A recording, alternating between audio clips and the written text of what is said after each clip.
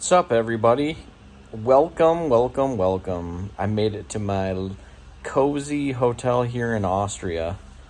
Spending the week here for what's called ISSM meetings, so they're international sales meetings for the company.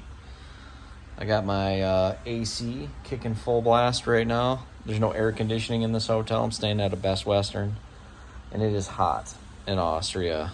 So yesterday was 90, today was upper 80s. So I got the window wide open, I got the fan blowing on me, I got a nice Fanta.